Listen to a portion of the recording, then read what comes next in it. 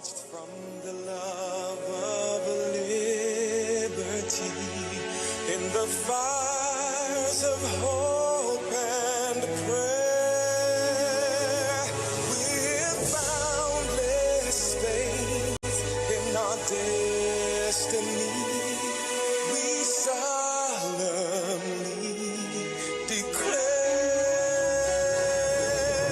side by side we stand, highlands of the blue Caribbean Sea. This our native land, we pledge our lives to thee.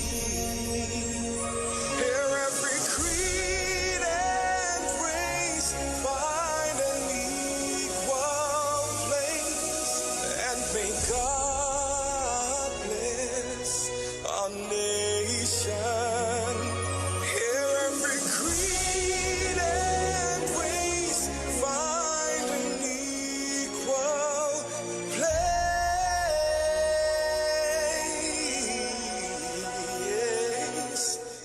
and may God bless our nation.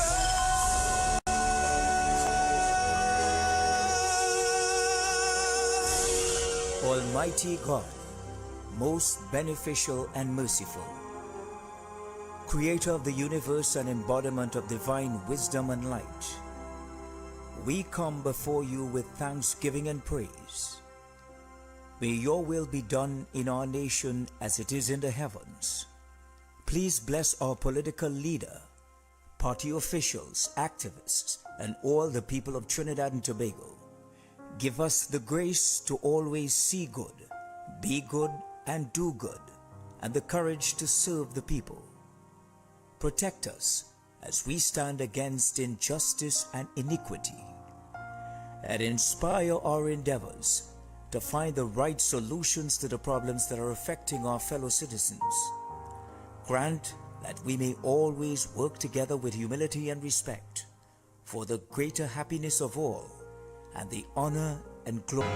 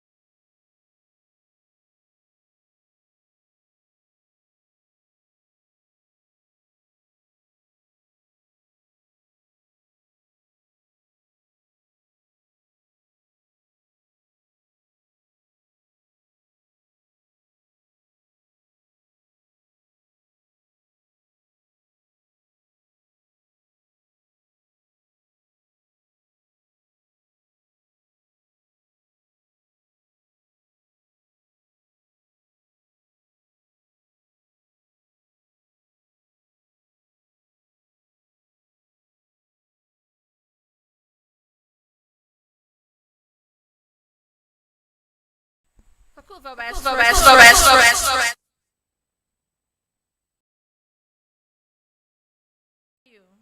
We are in the month of Christmas.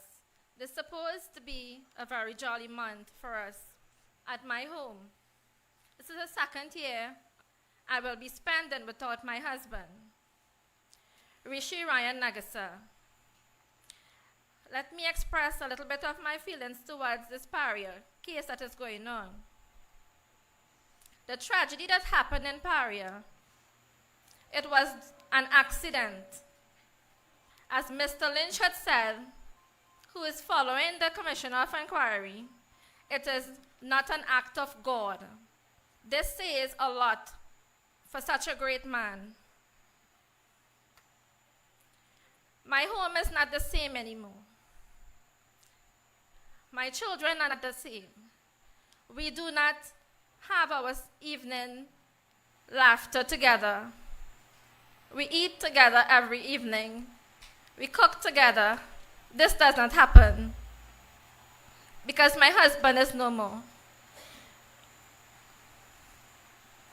Let me express my first phone call.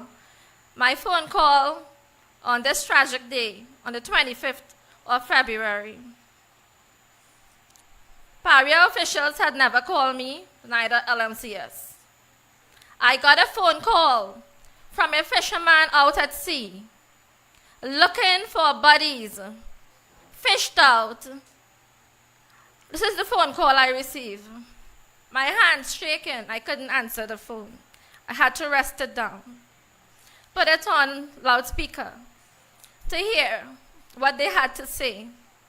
And I asked them how they know this. They said the Coast Guard from Paria reported to them there are divers out at sea. Their bodies are floating out of the water. Let all the other boatmen know. This is how the word spread. One of the guys knew my husband. He's a diver. So he called me. That is how I got my phone call.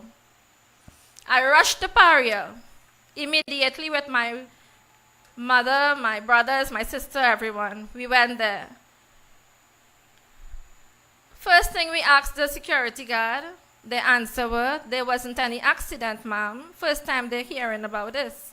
It's a shock to them. 6 minutes after, we saw an ambulance coming out of Paria. My uncle, he's also a counselor, Alan Taxi Sipasat. He stopped them. He had a little chat with them.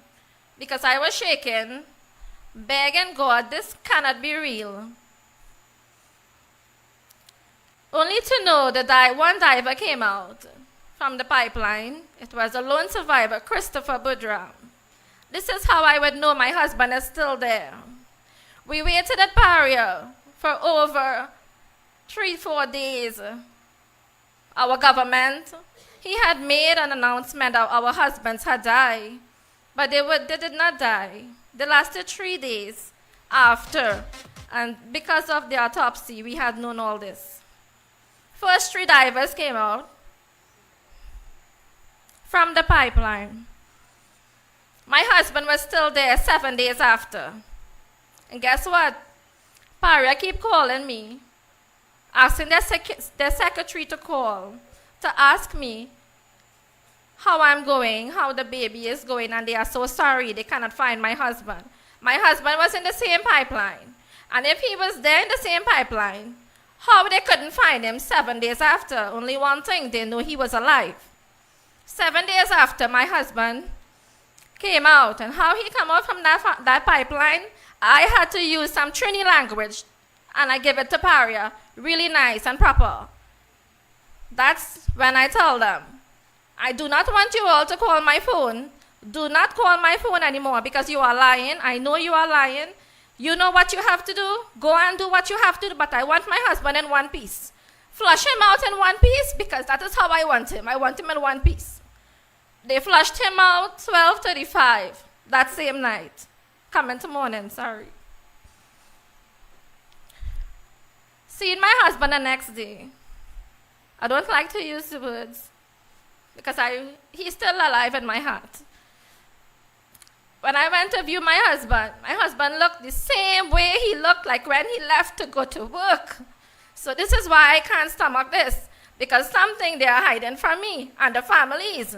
We need justice for our divers, and we are going to march the road if the government do not come out and give us this report. We want the report made public.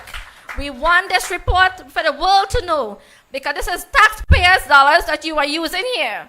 And I wish that the world know, because the whole world were calling me and my family and the rest of the families, right? Not one time the government or Paria came to my home to see how my baby is doing, how my family is doing. Not one time did they give a phone call or come, right?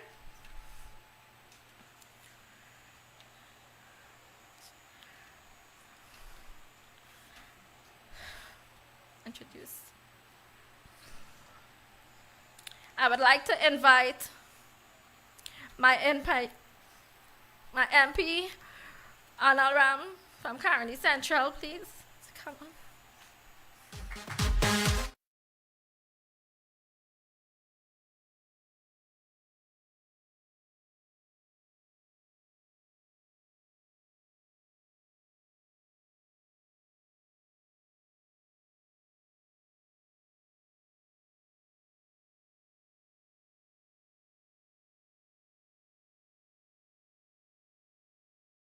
Thank you, Vanessa. Vanessa is indeed a very strong woman, and let's give her, by a round of applause, a clap to show us that we are with her in these times.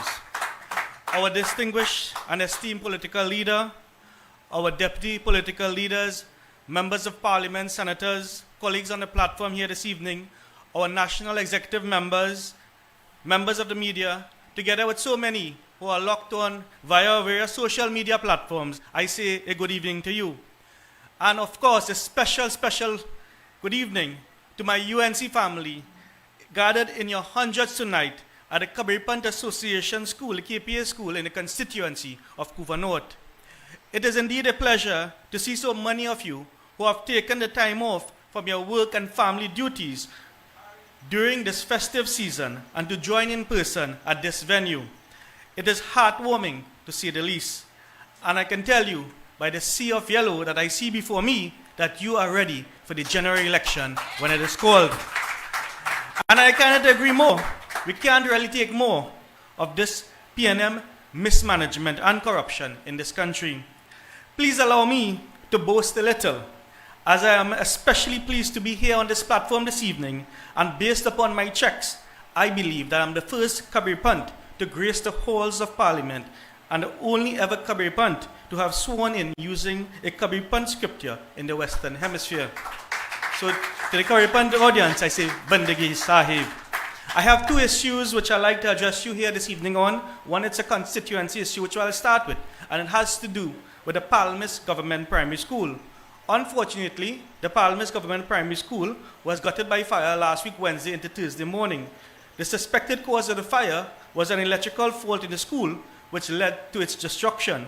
However, it is important to note that just recently the Ministry of Education, through the MTS, conducted works on the compound which involved the provision of ceiling fans and other electrical works on the compound after receiving numerous complaints from the principal and staff of the school. Now, the issue here for me is, where will this school now be relocated to? You all know that the SCA exam is upon us, and we must ensure that the pupils of this school are not disadvantaged in any way in respect of finishing and finalizing their curriculum. My suggestion, and to echo those of the CCTRC chairman, Ryan Ramprasad, is to place the school at the Carsonfield Enrichment Center, as this is the closest government building that has not been occupied. In fact, I tend to seek an audience with the Minister of Education to lobby for same on behalf of the people of Palmas and environs. We are hearing that the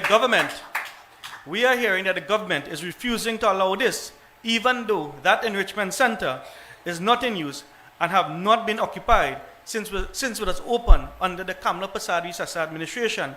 Much like the Couva Children's Hospital, you remember that, which remained closed for many years, and with the arrival of the COVID-19 pandemic, it miraculously opened.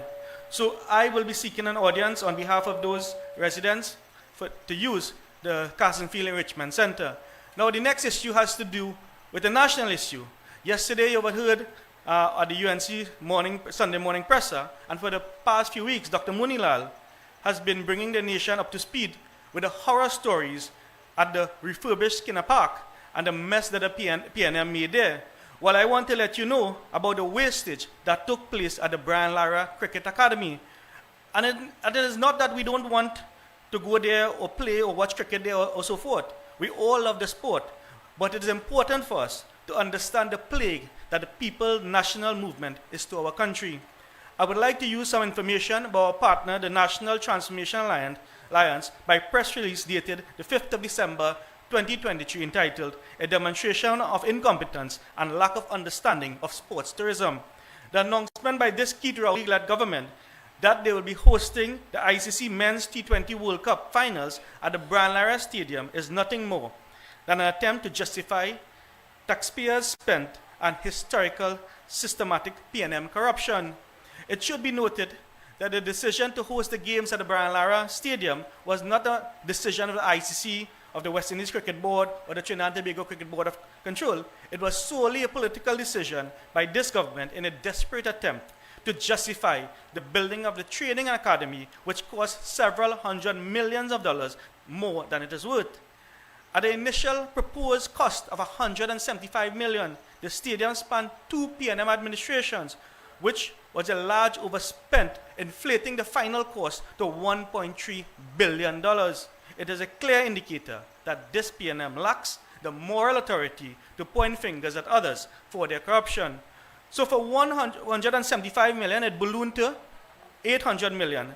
And we were told that we were getting 6 things. We were getting a cricket stadium, a 50-meter swimming pool, 4 AstroTurf with gym, accommodation, and indoor training facility, a basketball court, a tennis court, and a netball court. Those 6 things was supposed to be had at a cost of $800 million, from $175 to $800 million. Well, guess what?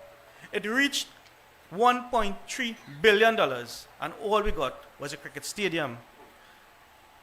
And let us do a small comparison in respect of other stadiums that were built for the 2007 World Cup in Jamaica and Grenada and so forth. The cost per seat for a stadium seat was between $3,000 to $5,000 $3,000 to $5,000 In Trinidad at the Brian Lara Cricket Academy, the cost was $134,000 per seat. That is 27 times the cost it cost our taxpayers for a seat at the Brian Lara Stadium. That is why it's hypocritical for anyone in the bowels of the PNM to talk about corruption and on any platform. And this latest decision to embarrass us on the world stage, as we are showcasing our venue, which costs more than 1,100 million more than it was supposed to. So let's look at the comparison. The UNC track record, which we were in government in 2001, was able to build 4 stadiums at a cost of less than $8 million each for each of the 2001 FIFA World Cup Under-17 football tournament. That's $8 million in comparison to over 1,300 million, which was the eventual cost of the Brian Lara Stadium, showing the massive corruption that must have taken place. So, ladies and gentlemen, I see my time is coming to end in a short time. I may not have an opportunity to see you again. And I want to let you know that the UNC is one party. We have one leader. We have no vacancies for political leader arising at this time.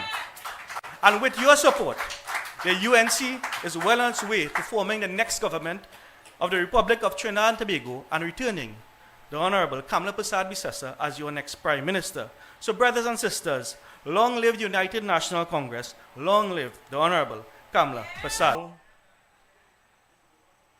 For some entertainment, the Flaming Word Choir to sing for you all goodness of God.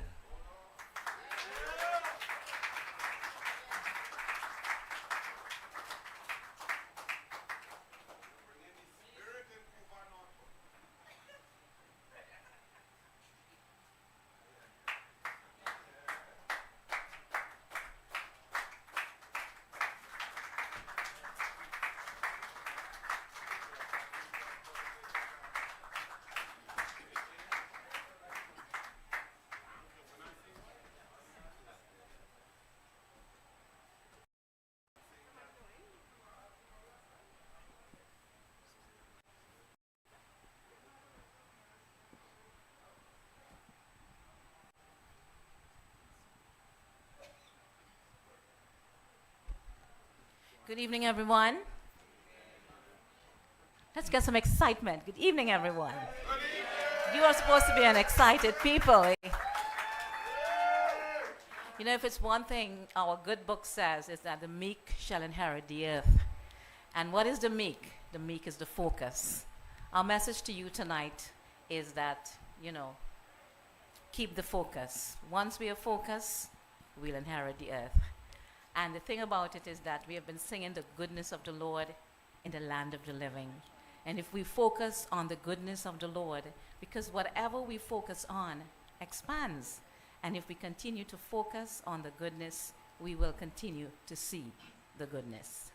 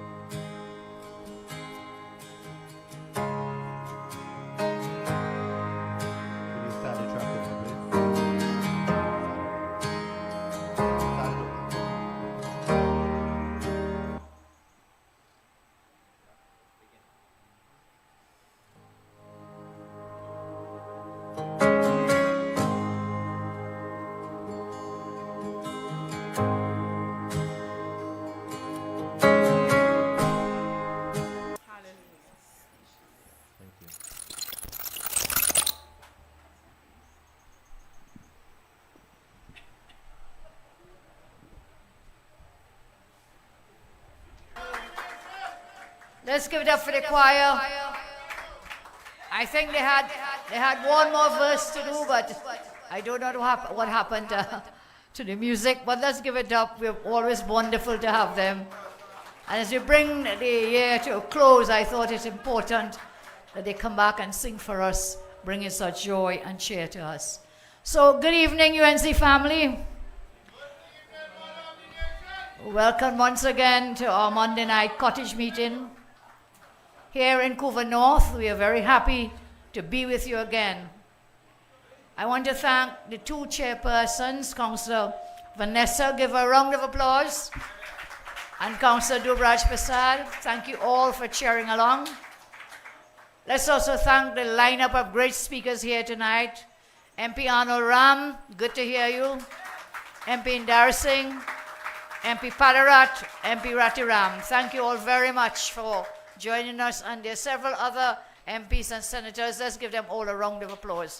All very, very hardworking. I'm told that our President of the IRO, Pandit, is here. Can we thank him for joining us? Thank you so much. Of course, Senator Jillian John, I see Senator Anna Roberts, I see Senator Damian somewhere. Let's give them a round of applause. I know they have a sitting in the Parliament, in the Senate tomorrow, so I trust they will go home early and prepare. I see Mayor Faik is here with us. All the local government reps, let's give them a round of applause. So this evening, we bring to a close our Monday cottage meetings as we head into the Christmas season and into a very exciting 2024. It will be a great year for us. It will be a make or break year. So let's wind down or wind up into Christmas in the holy blessed season and prep and get some rest for what is to come in that new year, that task we will have. I just want to serve a note of warning. I'm noticing, you want to be very careful with social media. There are many very fake profiles on social media, WhatsApp pages, Facebook pages. Some of them actually carry the UNC logo. I want you to know the UNC has no official WhatsApp group. So if you get any WhatsApp group saying it's a UNC WhatsApp group, there is no UNC official WhatsApp group. Ignore it. Because that would be people wanted to go strawberry in our camp and in our team. The Facebook pages for constituencies are in the name of the MPs. Take note as well. We have no UNC Facebook pages with the names of the constituencies. So if you see constituency UNC Paria, UNC St. Joseph, UNC Couva, North, whatever it may be, it is a fake profile. Beware. Beware. Further, unfollow those groups if you find yourselves if they're joining on to them so they don't mislead you and give you misinformation. Please take yourselves out. They are not UNC official sites. We do have some official sites where we have the local government councils. We have, for example, a group with the UNC MPs and senators. That's official. We have a group for the local government. So whether it be Couva Corporation, Shogunas, each of the corporations, you know we have a group. I'm on the group. We talk to each other from time to time. But if you see any other WhatsApp group, say it's a UNC WhatsApp group, please ignore it. Take note and take warning. The enemy doesn't sleep, you know. And therefore you must not sleep. You have to be alert. You have to monitor them and take yourselves out of them. So don't get discouraged. There are groups with very few numbers of persons, but I thought it important to warn you. We take no legal responsibility in the UNC for anything posted on these fake social media pages. So if you want to post on those, you will be personally, legally responsible for any misinformation that you may place in there, any misleading things that you say. Anybody posting on it, you are personally responsible. The UNC is not legally responsible for these fake profiles. Agreed? Take note, take note. Now I want to share with you, over the last week, I had advised our MPs and councillors to host appreciation events for members and for children's Christmas treats. I want to thank all those who have assisted us by giving their time to help on the day at these events. And there are many persons who contribute. Can we thank them, those who have been sponsoring many of these events? It was so nice to bring joy and happiness to our children, to see their very beautiful smiles. You recall we did this on a national scale from 2010 to 2015 throughout the length and breadth of Trinidad and Tobago. You remember? Every Christmas we were out front delivering treats and toys to children. But you recall we did it before and we will do it again. But you know, whilst we had this treat on Saturday in my office and other MPs are doing theirs, you've probably seen some pictures up on screen. Wonderful event. We were able to treat many children. But my mind is also on the children we have lost. Antonio Francois, Simeon Daniel, Kevin Carl Spring, the Peterkin children, Andrea Lalan, and many, many others. My mind is with them. And may they rest in peace because we failed those children. My mind is also on the children in the Children's Authority's care. My mind is on those children who are struggling in poverty and with the children with disabilities who are suffering from a lack of care. So whilst we try and we deliver and we share, let us continue so to do throughout this holy season. And let us not forget this Christmas. There are about 72 children stranded in refugee camps. As we near the year's end, I want to remind government of its promise to bring these children, about 72 children, 25 women, they are our women and children, from refugee camps in Syria and Iraq. I had raised the issue, I think, in an Eid celebration at Mayor Faikad. And after that, everybody got busy. They got busy. The government pretended in a PR stunt to get busy. And nothing has happened since then. Since March this year, a contingent met with the government, but clearly they were duped, part of the PR stunt of government. Nothing has happened. You know, recently members of the government visited Saudi Arabia. Hopefully our government can request assistance from the Saudis to help us bring our children and women home. These children should be returned home. So all these PR gimmicks this government engages in just carries on and then nothing happens. And sometimes we too forget. We forget. But we must never ever forget. We must never ever forget. They promised after I raised it, Mayor Farkas here, you remember that? They got so busy. Nothing has happened up to now. I have also spoken about issues about marijuana, gambling, pornography, and over-sexualization of our children. I support free speech and freedom of expression. Still, when an editor of a national newspaper writes a stringent defense of pornography and claims it has no link to sexualization of children, that is serious cause for concern. I spoke about the pornography, I talked about the over-sexualization of children, and then there is an editorial in one of the national newspapers defending pornography and saying it have nothing to do with our children. Are we in a real world in this country? Mad people, or sad people too. Not a care. Many people have contacted me on these issues. And so the UNC will begin discussions on these very serious issues. So whilst we are looking at the criminality, the murders and the home invasions, this is another kind of criminal activity against our children. Over 2,000 girls in 1 year, sexual abuse, 500 boys, 1 year, you know. That cannot be right. And those are criminal issues. Arnold, you're a lawyer, you know that. So while we deal and talk and fight about the murders and the home invasions and all those other physically violent crimes, and these other crimes taking place against our children in this land. So people have contacted us. We will begin discussions. Many parents are concerned with these issues affecting our children, and we will continue to pursue solutions. Last Monday on the platform, I called for the food cards. Where are the food cards? The very next day, I saw in the newspaper, the minister said, "Oh, are the food cards coming?" Any MP office get any food cards yet? No. The answer is no. Again, you got a phone call? Or people calling you for the cards? Well, I call on government again to make these available so we have enough time to properly give these cards to those who are most in need. I want to remind you that the criteria for giving away these cards is based on need, not on political puppetry. Need, and therefore we as MPs must find those most in need.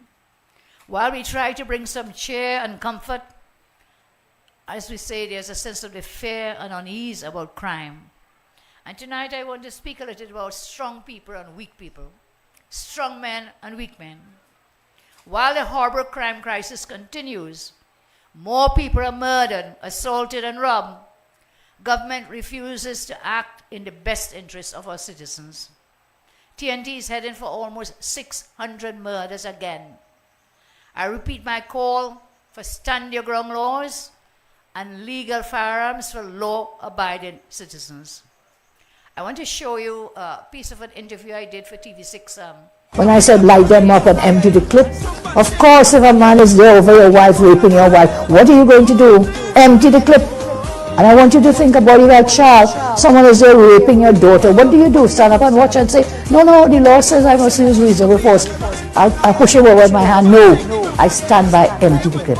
And I stand by also giving law-abiding citizens the right to bear arms. So I stand my ground. If there is someone, we must stand our ground. You're in your home.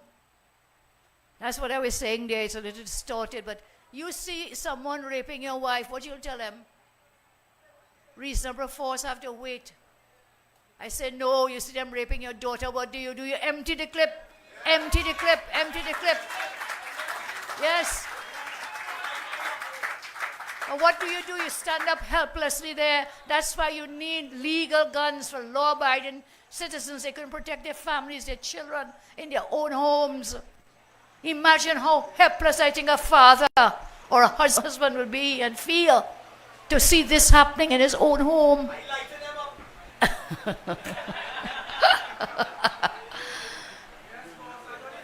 Hard times come for harsh measures.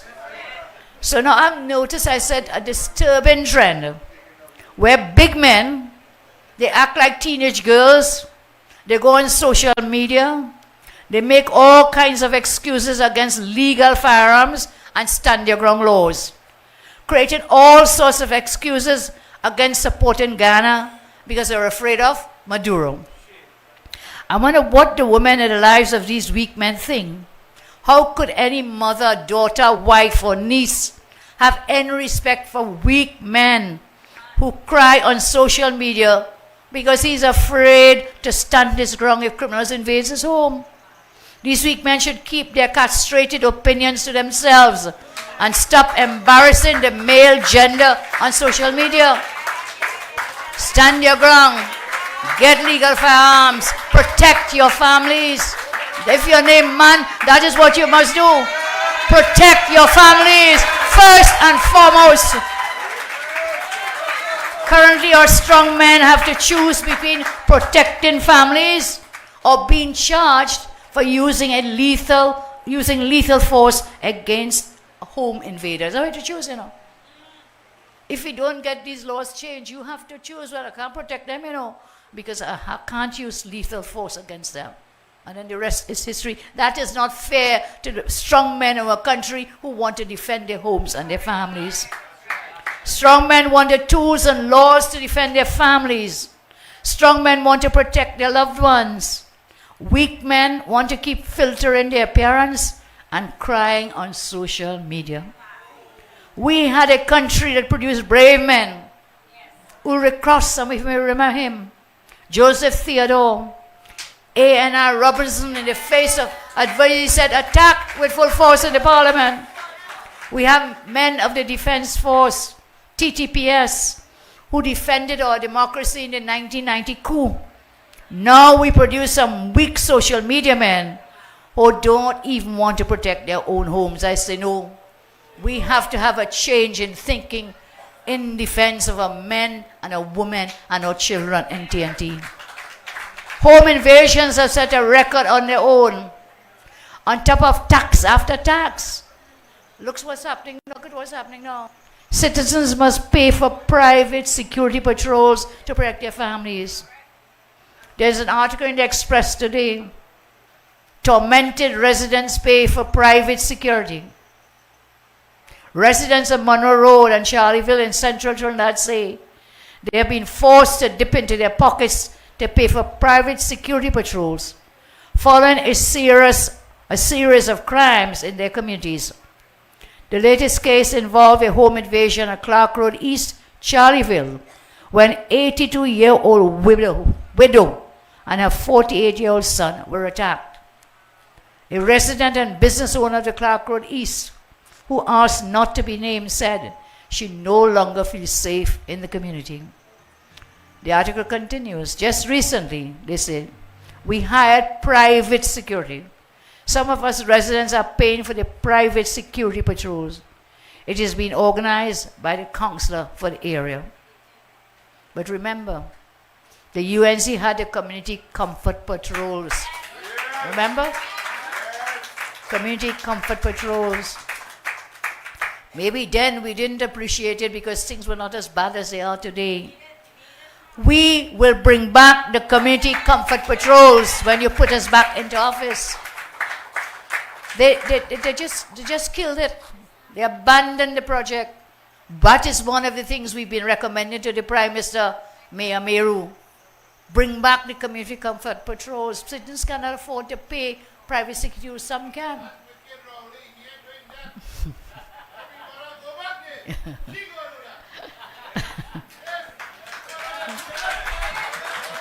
Thank you. And look at what's happening now. They're killing police officers. So you have to hire private security. We have reached a place where we will need to hire security for the police. Criminals are murdering police officers. The murder of police officers is the point of no return. TNT is in a state of anarchy. Look at again at the news article. Cunupia body, that of a missing police officer. The body found in a Cunupia river on Saturday has been confirmed as missing Municipal Police Constable Dylan Mohammed. A senior police source in the Homicide Bureau told Newsday the confirmation was made and his family informed. While on his way to visit Mohammed's family, ACP Surendra Sagram Singh of the Municipal Police Service told Newsy, the killing of a police officer speaks volumes about the state of crime. Any murder or homicide in the country is one too many.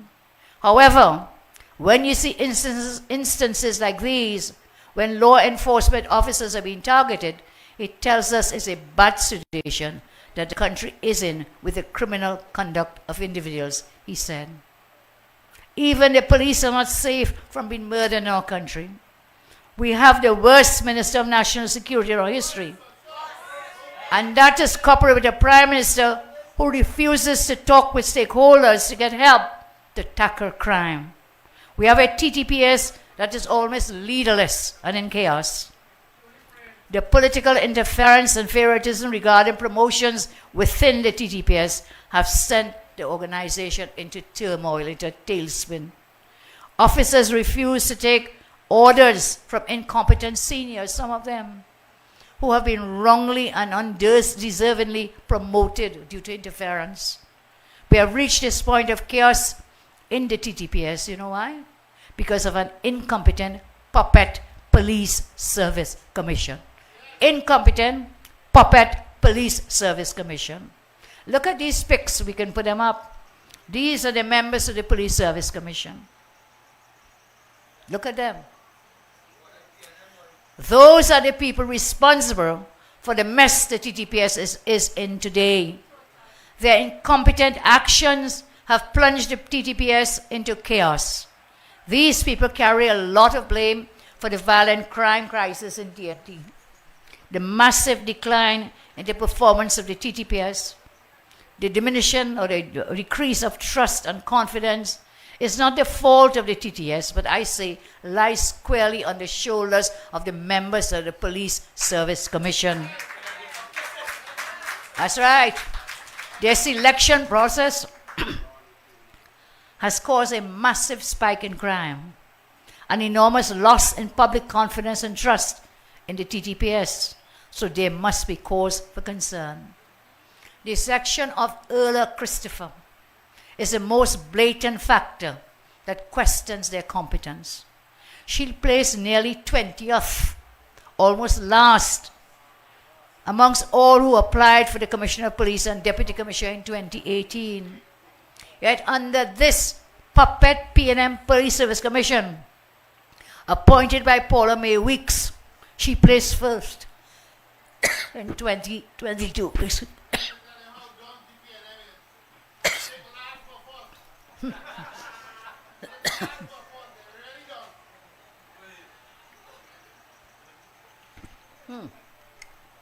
So whilst we want to blame members of the TTPS, we have to understand who has placed these persons in positions of authority in the TTPS. I say again, it is the puppet P&M Police Service Commission. So from last shall be first. And the first became the last when they appointed this last commissioner.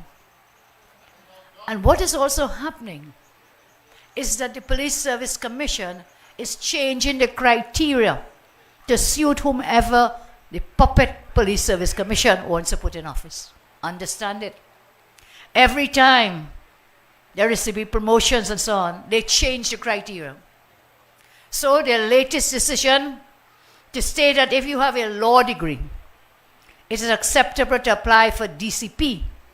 But if you have an MBA, you're not qualified. So they just change the goalpost, move the goalpost again. So if you have a law degree, great. You could be a DCP, Deputy Commissioner. If you have an MBA, a Master's in Business Admin, you're not qualified. Shows how lost they are in understanding what leading a police service entails. The head of the Police Social and Welfare Association was rejected because of this latest change in the criteria. And of course, he has rightly taken this matter to court. I think he has one of the best lawyers in Trinidad and Tobago, former AG Anna Ramlogan. We wish them good luck. And so, the Police Service Commission are constantly changing the criteria to suit whomever the government wants to select. Again, I say it's a puppet P&M Police Service Commission. On what grounds can they justify saying, if you have a master's in law, it makes you eligible to be the deputy commissioner. But if you have an MBA, then you are not qualified. On what grounds? The central part of leading the police involves management of over 7,000 officers, running a billion-plus budget, dealing with human resources, finance, welfare, measuring performance, maintenance of about 120 buildings, over 1,700 vehicles, ensuring accountability, leading and motivated to ensure maximum productivity, serving over 1.4 million customers, all trades that go more into what? Business admin, and not necessarily in law. I'm a good lawyer, but I wouldn't say I'm the best business administrator. Many lawyers will tell you that. So with a massive force like this of about 7,000, you need someone who can manage. You need managers. You want a lawyer, you can hire a lawyer. But to head the TTPS, you need people who can manage. This changing of criteria leaves one to wonder what this puppet police service commission is up to. The talk on the ground is, Madam Erla, is that the government plans to kick you out as Commissioner of Police next year. They'll dispose of you in much the same way as they did to MacDonald Jacob. Then with the help of this puppet police service commission, a third P&M puppet commissioner of police will be appointed come March next year when Erla's contract expires. That's the talk on the ground. Most likely, they will appoint one of the hand-picked DCPs they are bringing to Parliament. That one of those three, they brought 3 notifications, I think, that will be debated shortly in Parliament. Most likely, one of those will be hand-picked when they kick out Erla in March next year to become the next Commissioner of Police in Trinidad and Tobago. Hand-picked by the P&M. We will talk more about that when we deal with it in the Parliament. But that is what their plan is, to dispose of Madame Erla and to bringing one of their hand-picked persons to become Commissioner of Police. Is it that we are becoming a police state? An appointment in Parliament of these DCPs will fast-track this direction that the government wants to go. So we again have to be ever vigilant, always vigilant. I see again the Prime Minister traveled abroad, he's been outsmarted again, Adil, on this same Atlantic LNG. Goes off to London, big negotiations. First of all, why you couldn't do that in Trinidad? Really had to go to London to do that? You mean none of those big boys couldn't come down here? You and your, what is it, Sobas, your boy Friday, had to run up to London to sign this memo. Those things are not done on the day of the negotiations. Those things are done in advance. The negotiations take place. You want this, we want that, you get going. But listen, outsmarted. He held a press conference last Friday, remember, when he came back? Nothing to say. Because he could not identify the potential liabilities and costs that will now be incurred by Trinidad and Tobago. But he claimed that the new shareholding came at no cost. Mr. Prime Minister, there is no free lunch anywhere in the world. But you don't know. What they say, you buy cat and bag, you just don't know. He could not identify the market value of the government's new shareholding at ALNG. How could a Prime Minister and Minister of Energy negotiate a shareholding agreement without knowing the asset's value? Look at this clip. This is what he told us at the presser last Friday. Question number 7 on my list of factual questions was, what is the market value of LNG today? I wouldn't pretend to want to answer that because I haven't seen a valuation recently. I'll just say valuable.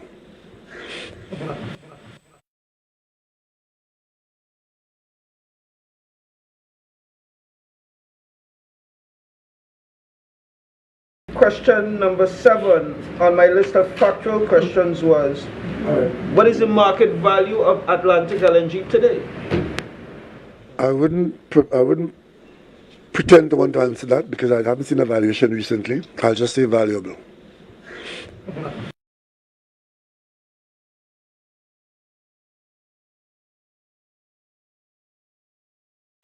So you negotiate a shareholding and you don't know what is the value. Shame. Incompetent. Shameless. How can you do this big negotiation and you don't know what is the value? Nowhere in the world will that happen. If you go to the market to buy a bundle of salve, you want to know the price before you buy it. You want to know the value of that bundle of salve. And second, you're checking a few vendors to see where you're getting the best price. And I recommend you go buy Gautam. Go out good pepper and good soil. He's a great farmer. They couldn't even explain the new pricing formula to be used for LNG export. He didn't even know how to even explain it when asked the questions. They could not provide evidence to explain their claims about future additional revenue to be gained. They could not provide any details of how NGC will fulfill its natural gas obligations. They could not identify the costs paid to consultants who worked on these negotiations. Question asked, so how much you pay all these people for these negotiations? He cannot answer. He said good advice is very expensive, but he couldn't say. $5, $10, $1 million, $1 billion, could not answer. The Prime Minister could not provide actual evidence-based answers to most of the questions posed at Friday's presser. His inability to respond to probing questions is frightening when we recall that he and Minister Young, they were previously outsmarted when they flew up to Houston with respect to gas price negotiations in Houston. Crushed the NDC. And then he says he is TNT's best salesman. Because of those gas price negotiations, we now have to pay higher electricity rates. Barry mentioned this to us. The greatest irony was that he boasted about getting 10% shareholding in Atlantic LNG, but he failed to mention, he boasted about a 10% shareholding, but he failed to mention that he shut down the 100% owned Petrotrin, owned by the people of Trinidad and Tobago. As I close, cannot leave here without talking about that Paria report. Now, I don't know if you recall the history of that. When it happened, they tried to whitewash it and they appointed a person, Eugene Tia. The UNC and myself, we fought vigorously against that because we wanted something that would have been transparent and open and not a hand-picked P&M puppet to do it. Yes. So that Paria report is now in the possession of the puppet president, Kangaloo, and the Prime Minister. He claims, he said that he would send that report to Cabinet for discussion. All right, okay guys. We have some nice Christmas hymns coming up, so let's get the talking over with so the choir can come back and sing for us. So he said he would take to Cabinet and then maybe go to Parliament. As Barry said, we haven't had a Parliament for over a month. When is Parliament sitting? Wednesday of this week. When is the Cabinet sitting? Thursday of this week. So he done planning, he not laying that report nowhere this side of Christmas. If he lays it at all, it seems to me it will be next side of Christmas in the new year. So you're having a Cabinet on Thursday, but you're telling the country, fool, we're going to lay it in Parliament. When, Prime Minister? Lie again. So when your Cabinet sits on Thursday, there is no need to wait for the Parliament. You can lay that report, put it out on the Parliament, on the website. Just put it out. You don't need to put it in Parliament. But no. So you'll drag us again and see how long this takes. They will then decide when to lay it. And I tell you, the Cabinet is not to look. Put the report in the public domain. Put it out. You don't need the Parliament. When you want to buff up everybody, you stand up for 2 hours in a press conference and buff the world. Well, come and buff yourself and the incompetent government for the death of those divers down at Paria. Take the blame. Shoulder the responsibility. And finally, as we go into the new year, I want to say elections are only won on the day. The work is done before. But elections can only be won if we have a free and fair process. A free and fair process. And I want to raise some concerns about our next general election. There is something called a national field verification exercise. This has been an exercise on the table for many years. On the 3rd of May 2023, the EBC chairman in a media release stated about the last national field verification exercise. This is what he said, and I quote, "The last such exercise was conducted in 2001. What year are we in now? How many years is that? 22 years ago. Do you know what that means? That list, all who dead, as they say, still voting, name on list. People migrated, people moved from one constituency to the next for 21 years, 21, 22, what is it? 22 years you have not done a field verification exercise. And the chairman in that same media release, 3rd May 2023, EBC says, he noted that this upcoming exercise will be critically important. As in election management, it is often said, the outcome of any election is only as good as the credibility of the electoral list. Your list is 22 years outdated. So while there are general additions and removals for several reasons, that verification has to take place. Last one I told you, 2001. We have had several locals since then, generals since 2001.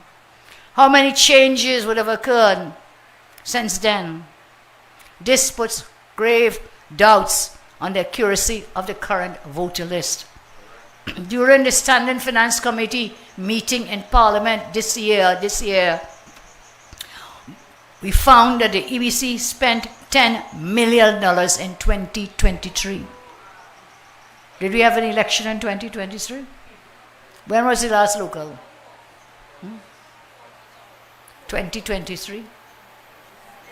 14th August 2023. Okay? They spent $10 million in 2023. Fiscal 23. MP Hussain asked the Minister of Finance where did this exercise to spend the 10 million took place. The minister said it was completed in the 2 seats in Tobago. Concerning Trinidad, he said it was commenced in 14 seats and they have yet to provide us with information for those 14 seats. What is even more strange is that while the chairman of EBC said this exercise is of utmost importance, when you look at the budget books now for 2024, fiscal 2024, which is from October, when we pass the budget, down to October next year, not a red or black cent was allocated for the national field verification exercise in 2024. So how are we going forward to a general election? When will this be done? And we will call upon the EBC. In fact, we'll send them some lawyers' letters. Saddam will talk about those. We'll have to send it to them because they have to do this field verification. We should not go in to an election with a list that is a 2021 list. We should not go into an election with that. Also, according to our constitution, the EBC must compile a report with recommendations for the boundaries before general and local. The last boundary report for general election was dated March 2019. We are now in 23 going into 24 into 25. By law, the EBC must submit the boundary report for the next elections before that date. One concern we have is that the boundaries of the general election seats are determined by the population in the constituency. So how are you going to determine those boundaries unless you do the field verification exercise? They're both linked. The last field verification, I said 2001. This will impact the credibility of boundaries. The list has been not being correctly and comprehensively updated since 2001. We are waiting at the moment more election matters. We've taken the EBC to court, the judgment in the Lengua Indian Walk election petition. That case concerns special voting. We'll address those issues in due course. Further, we'll raise other admin issues to facilitate fair and transparent voting and elections. We want to put Keith Rowley on notice that we will begin, as soon as the new year starts, calling for international observers for any next election we must have. We must lobby from now until then, and do not wait for the months or two before. We have to do it now. We cannot go into another election without international observers, because there's many of them, there's thief. Many elections are lost because you do not have the transparency that is needed. So friends, Christmas is upon us. It's time for joy. People come together to celebrate with friends and family and loved ones. We witness a wonderful blending of cultures and religions, outpouring of love, compassion, sharing from all walks of life. As we celebrate the season, let us remember it is a season of giving, and not of just material things, but also for ourselves. Let's help make Christmas brighter for others in our communities in any small way we can. During these trying times, the message of Christmas and the story of the birth of Jesus fills us with hope. The birth of Jesus bears testament to the hope and divine love given to us by our Creator, which can never be extinguished and will always prevail. Jesus changed the world with his message of love. And the story of Jesus tells us each year we share it with our friends and our family. I plan to quote to you from Luke chapter 2 verses 4 to 21.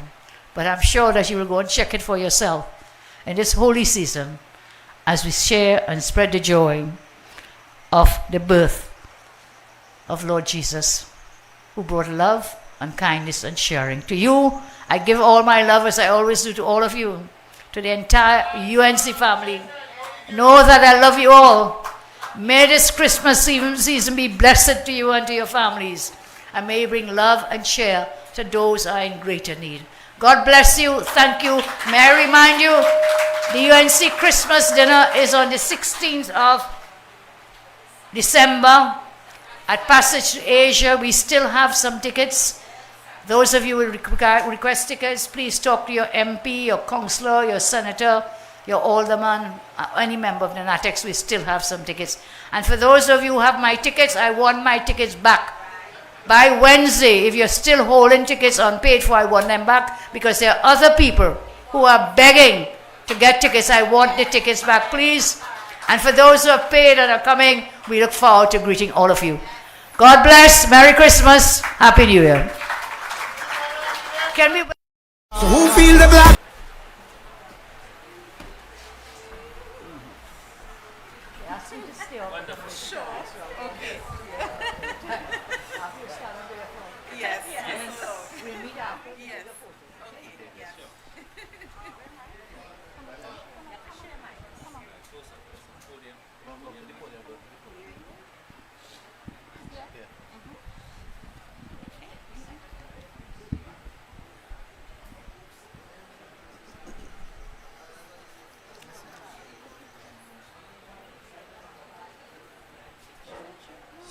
Yeah, 1, 2.